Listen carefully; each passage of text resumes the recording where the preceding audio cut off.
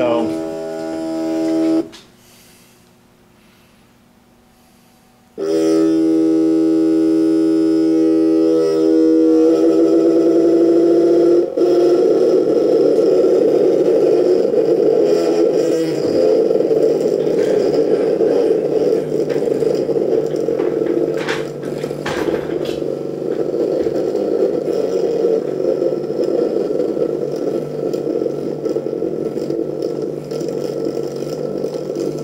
trying to get the tension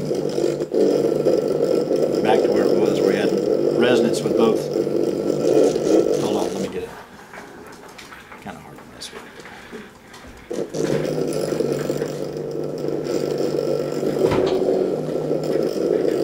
Can't get it to resonate again, can I?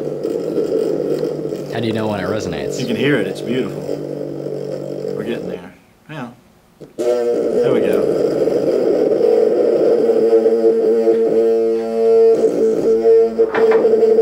Ever heard airplane props come in and out of resonance when they're beating because they're not quite the same frequency? Doesn't that sound like that? It sounds very similar.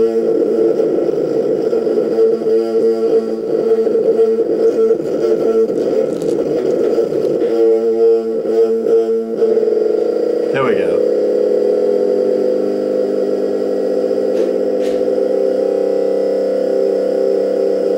For the beating.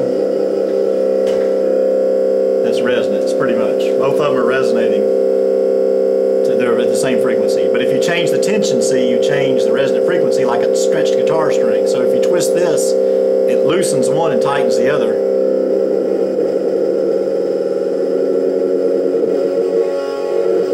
This is a self-driven system, and it's kind of like the old ideas of electromagnetic mass, where noise, it just starts up from noise and drives itself.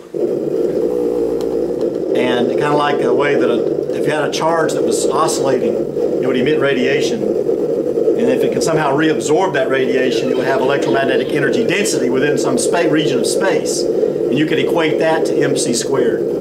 You know, and so you would have some sort of the old idea of electromagnetic mass, and you can read about a Proca-Lagrangian in old school physics back in the days of Abraham and Lorentz, before quantum mechanics was established. Which isn't to say that those theories aren't useful today, it's just that we've got all caught up in the standard model and string theory and all this other junk. Anyway. Well, anyway, you can play with it. There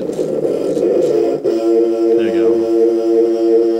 It just drives itself. And watch this. What I'm going to do now is I'm going to cut the laser intensity down, way down.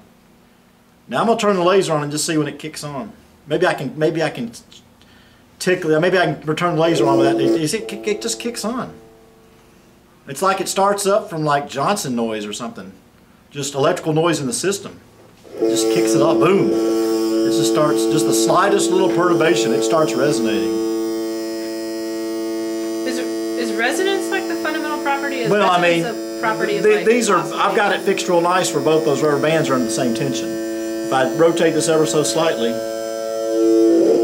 no longer resonating. They're beating now. Oh yeah. There you go. Well, if you could record that and slow it down, it would be beating too, right? Huh? It would be beating too if you could slow that down, like by a No, it's not beating. They're resonating. Beating is when you hear something, the amplitude modulation. Wow, wow. Yeah, like this. So hear that? Yeah. That's like a half a hertz beating. Or excuse me, about 3 hertz. About 3 times a second. So is resonance a property of... It's the tension. It has to do with the tension. Look at guitar strings. They have different mass per unit lengths, but if you take the key and twist it, what happens to it? It changes the tone, doesn't it? Yeah. So it's under the... See, I'm changing the tension when I rotate this. But you're shortening... Well, if I screw it this way, this one gets tighter and that one gets looser. So this one becomes more taut. And so it...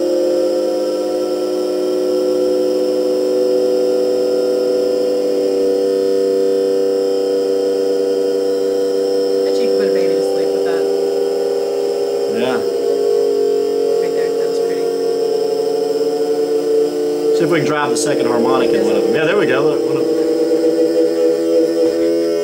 Look how pretty it looks, too.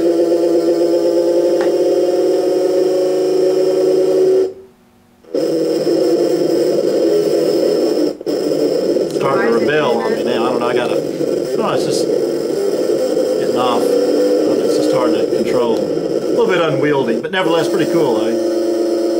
So why do you say it's doing that? Well, the laser's going through the rubber bands onto a nice photodetector that's amplified, and then we're further amplifying that and sticking it right back in the speaker, so it's like a self-driven system. Anyway, kind of cool. Can you explain real simply how this works again? Okay, the laser beam goes through the... It's on the rubber bands. Yep. Oh, notice it didn't kick off that time. There we go. And it hits the detector here. Right. So if you don't hit the detector, nothing happens. It's driven, its amplitude, it's driven by the laser hitting the detector. Yeah. Now, when these are moving, it interrupts the number of photons that hit the detector. That signal's amplified and further amplified to drive these subwoofers. And so it's like a self-driven system. Now what would be even cooler, what would work even better is, and I've done this, is if you take the signal and put it right back in the laser tube. So you can actually take the signal and split it and put some of it in the speaker, some of it in the laser. And so you get a real good feedback system where the modulation here is also fed right back in through a capacitor. You gotta, of course, remember with a laser, you have to have a DC voltage to turn it on. And then you need to, like, you can introduce AC voltages through a capacitor and couple those into the laser. On top of that. And modulate the laser. Right now, when that laser hits the photodetector, it's not feeding back to the laser at all. No, it's just only getting the signal from the function it's just generator. all that doing is feeding the speakers. Yeah. But that'll do it. And so, but then after it feeds the speakers and then it gets running, it also gets interfered with again. Yeah. And that's how we Right. It's like it's just a feedback system. I love this phone. Sorry. So there you have it. So y'all can study the system. We'll do that as a demo Saturday. Y'all can study that for a while and talk about it. And let's look at it over the course of the semester, make some movies, discuss it. Saturday, right? Y'all need to get with Austin and discuss it. Y'all think about it and play with it. Dude, Make a really good movie about it and show it on YouTube. Huh?